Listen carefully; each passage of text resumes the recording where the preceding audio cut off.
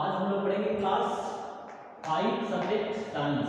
इसमें हम लोग अध्ययन करेंगे लेसन 10 के बारे में, जिसका नाम है पौधों में प्रजनन।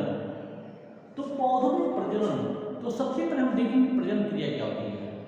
तो प्रजनन जैसे जानते हैं कि मानव में क्या होता है, प्रजनन क्रिया होती है। मानव क्या करते हैं, अपने समान संतान उत्पन्न करते हैं, जिसे हम कहते हैं प्रजनन। इसी प्रकार सजीवों की भांति क्या करते हैं, तो देखेंगे प्रजनन सजीवों की भांति पेड़ पौधे में अपने वंश को चलाने के लिए अपने समान सजीव को उत्पन्न करते हैं, अपने समान सजीव को उत्पन्न करते हैं, यानी सजीव को उत्पन्न करने की क्षमता होती है। इसी क्रिया को प्रजनन करते हैं। यानी पेड़ मानव की भांति पेड़ पौधे भी अपने समान सजीव को उत्पन्न करते हैं, उत्पन्न करने की क्षमता होती है, जिसे हम कहते हैं प्रजनन। तो प्रजनन जो होता है दो प्रकार का होता है। प्रजनन क्रिया कितने प्रकार होते हैं, दो प्रकार के। एक होता है लैंगिक प्रजनन, एक होता है अलैंगिक या कायिक प्रजनन। ठीक, तो सबसे पहले हम देखेंगे लैंगिक प्रजनन के बारे में। तो लैंगिक प्रजनन क्या होती है, तो लैंगिक प्रजनन पुष्पी पादपों में प्रजनन बीजों द्वारा होता है। जो भी पुष्पी पादप होते हैं उसमें प्रजनन जो क्रिया होती है बीज के द्वारा होती है, यानी बीजों के द्वारा होता है। तो बीज का निर्माण होता है, यानी बीजों का निर्माण नर तथा मादा युग्मकों के संयोजन से होता है। यानी जो भी पुष्प में नर भाग होता है और मादा भाग होता है, उसके युग्मक जब संयोजन यानी आपस में मिलते हैं, यानी युग्मक जब आपस में उसके संयोजन से होता है, जब आपस में मिलते हैं तो बीजों के अंकुरण से नए पौधे उत्पन्न होते हैं। यानी बीज का निर्माण नर भाग और मादा भाग के जब दोनों युग्मक आपस में मिलते हैं तो उसके संयोजन से होता है, बीज के अंकुरण से नए पौधे उत्पन्न होते हैं। इस प्रकार प्रजनन जो होती है लैंगिक प्रजनन कहता है। नर भाग और मादा भाग का जो युग्मक दोनों आपस में मिलते हैं तो उसका संयोजन होता है, जिसे हम कहते हैं, इस प्रकार का जो प्रजनन होते हैं उसे कहते हैं लैंगिक प्रजनन। ठीक, तो उसके बाद देखेंगे लैंगिक प्रजनन यानी बीज के कौन कौन भाग होते हैं। बीज में कुछ मुख्य भाग होते हैं, जिसे कहते हैं बीज वड़र, बाह्य कवच, बीज वड़र, बाह्य कवच, अंतर कवच, बीजांड द्वार, भ्रूण, बीज पत्र, अक्ष और उसके बाद मूलांतर, उसके बाद परागपुर। ठीक, इसमें भाग होते हैं। उसके बाद देखेंगे बीज के प्रकार। बीज के प्रकार होते हैं, जैसे इसमें फर्स्ट हमको इसमें पढ़ना है कि बीज पत्र। बीज पत्र बीज का प्रमुख भाग माने जाते हैं। बीज पत्र जो होते हैं बीज का प्रमुख भाग माने जाते हैं, क्योंकि इसी में ही नवीन पौधों के लिए भोज्य पदार्थ संचित रहता है। बीज पत्र के आधार पर बीज निम्नलिखित प्रकार होते हैं। ठीक, तो बीज पत्र, बीज के प्रकार में बीज पत्र, बीज का यह प्रमुख भाग माने जाते हैं, क्योंकि इसी में भी जो भी नए पौधे होते हैं उसके लिए भोज्य पदार्थ उसमें संचित रहता है। बीज पत्र के आधार पर बीज कई निम्नलिखित प्रकार होते हैं, जैसे एक बीज पत्री बीज।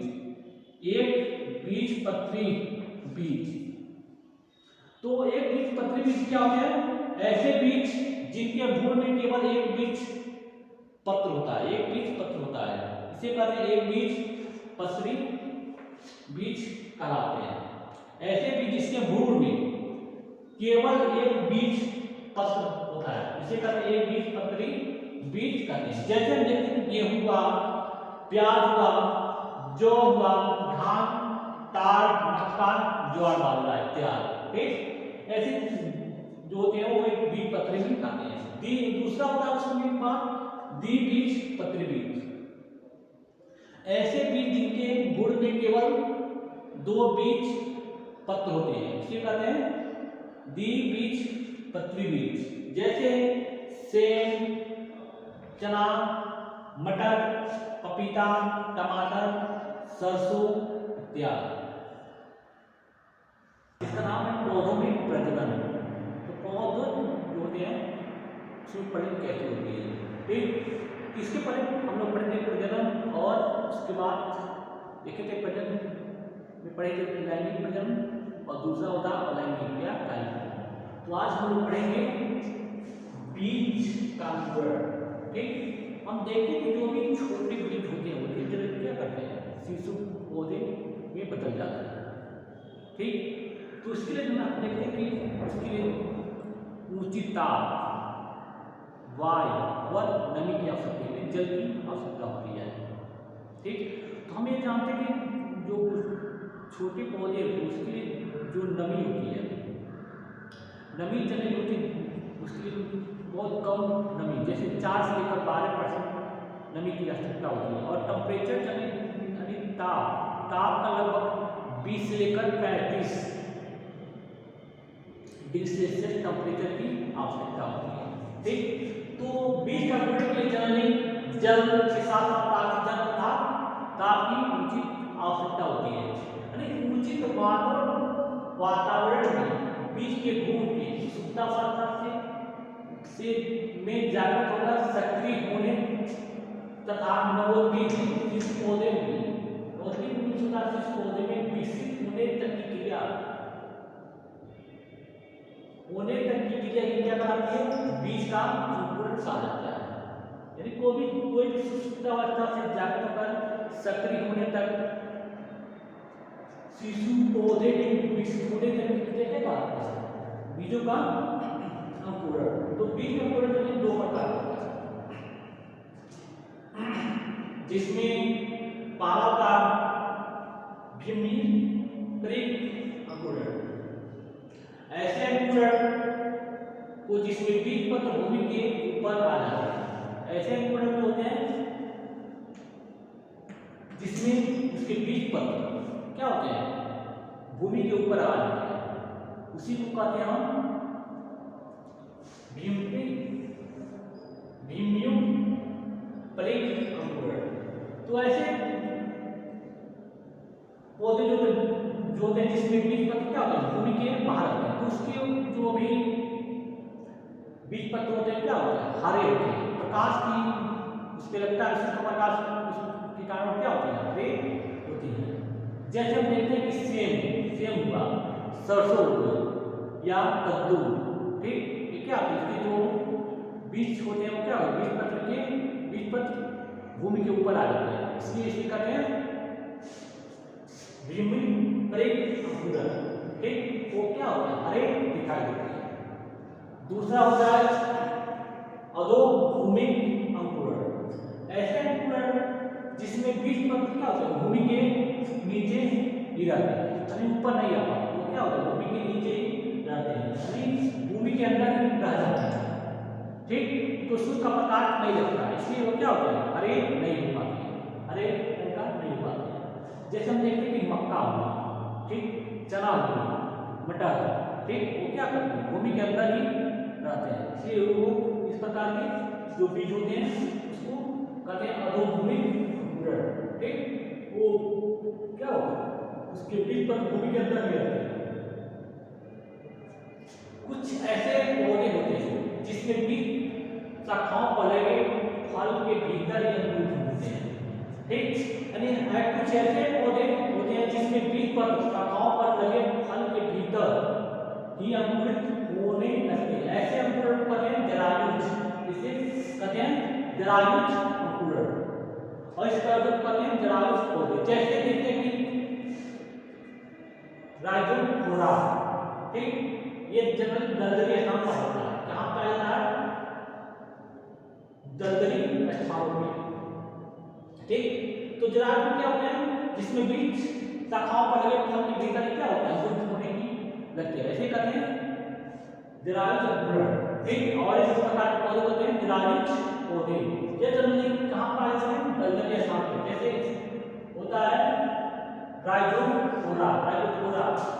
ठीक, बीजों से हमें निम्नलिखित लाभदायक पदार्थ प्राप्त होते हैं। ठीक, जो भी कुछ है सही कुछ नहीं, सभी बीज से हम क्या हो कुछ लाभदायक पदार्थ मिलते हैं, जैसे अनाज हुए, दाल हुए, सब्जियां, ठीक, मसाले, सेब, सूखे मेवे, पेय पदार्थ, औषधियां, वस्त्र, ठीक, ये क्या होते हैं हमको बीज से ही प्राप्त होते हैं।